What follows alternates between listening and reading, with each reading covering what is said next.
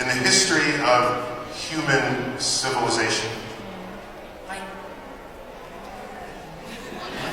Do I believe in the God that you believe in? Yes. Okay, that's probably what I was guessing. Is that the Christian God? Catholic. Catholic, does that mean Christian? Yeah. Okay, so,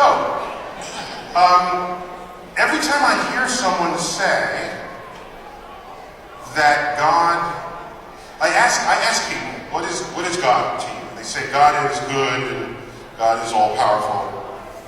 And, okay. So then, you know what happened? This happened in the 1700s. The city of Lisbon, Portugal. 1755, I think was the year. If I'm off by like 3 years. Lisbon, Portugal, one of the holiest cities in all of Europe. A Catholic city. All Saints Day, one of the holier days in the Christian calendar, back then especially. Everyone was in church, worshiping. That morning, there was an earthquake.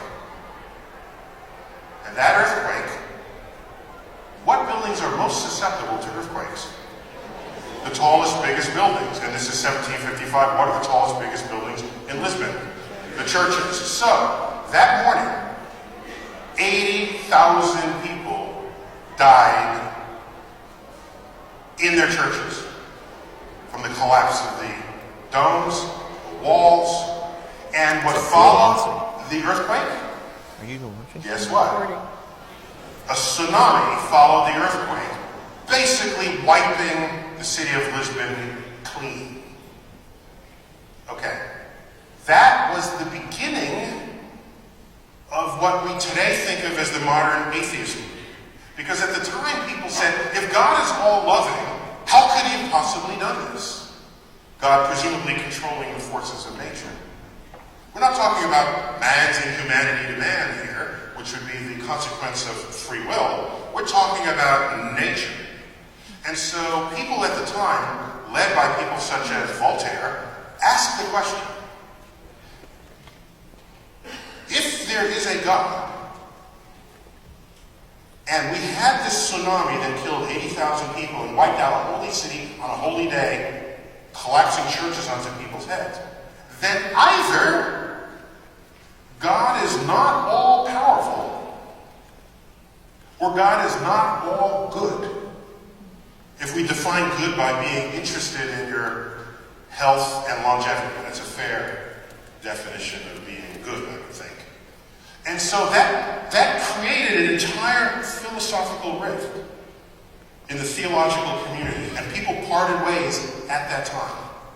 So when I look at the universe and I see asteroids coming down to strike and rendering species extinct, I see forces of nature that would just as soon have us dead or extinct.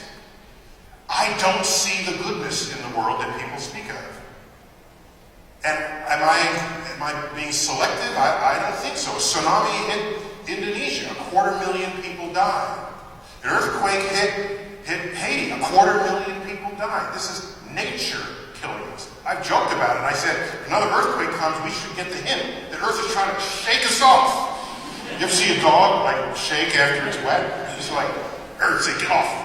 Humans, messy. So, when people define God in that way, I don't see the all good part. I see some good, I see a lot of bad. Nature trying to interrupt my health and my longevity. So now, that being said, nearly half of all scientists are religious. They pray to a God. Half of all Western in America. So being a scientist does not make you not believe in God. Nearly half. Here's the difference. The scientists who are productive, who are also religious, do not use the Bible as their science reference. The Bible, they've removed and they use the Bible as a source of their spiritual fulfillment and enlightenment. And they draw a line in the sand. And Galileo said this first. Galileo, a religious Catholic man in Italy. He said it first. He's reading the Bible, and he's got it, but then he invents a telescope. He builds a telescope, best one ever. And he's looking at the universe and he says, this doesn't match up. And so he comes up with the phrase, a brilliant phrase, in a letter to a friend of his. He said, apparently, the Bible tells you how to go to heaven, not how the heavens go. So he drew the first line in the sand between how you might relate to your religion if you're going to live in a physical reality. And so my issue has never been about religion and society. I never talked about it. I mean, I mentioned it historically and what forces interplay. But we live in a free society where we tell ourselves that. And our Constitution is written in such a way that the government can't tell you what religion to be. You can be whatever religion you want. And you know what guarantees that? It's because our Constitution, ratified in 1789, makes no mention of God at all. A controversial fact at the time.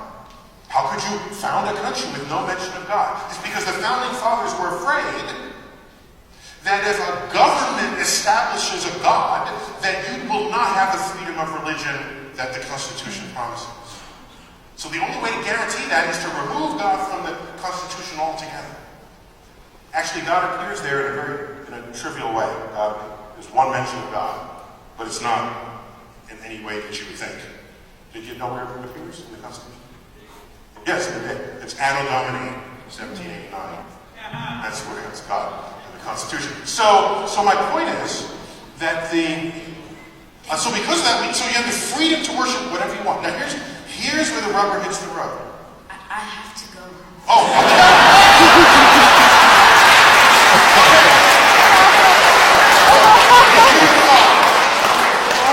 since you are our future, I want you to understand something and not forget it. Are you ready?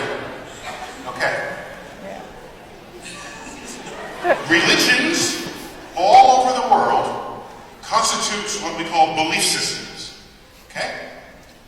And your freedom to believe whatever you want is a right and even a privilege in a free society. That's a good thing. Consider, however, that if you believe something that's part of a religious philosophy, and someone else has a different religion that's a different religious philosophy, and you're not agreeing with one another, and there's another religion over here, and another over here, and they don't agree, you're still free to believe what you want. But what that tells you is that it is unstable to build a government on a belief system. What you want is objectively verifiable truths around which we can all agree. That's what you build your economic system on, your governance on. Once you have that, then you go forth to your mosques, to your churches, and go forth and preach and believe whatever you want. But know the difference, as Galileo did, between how to go to heaven and how the heavens go. That's my answer.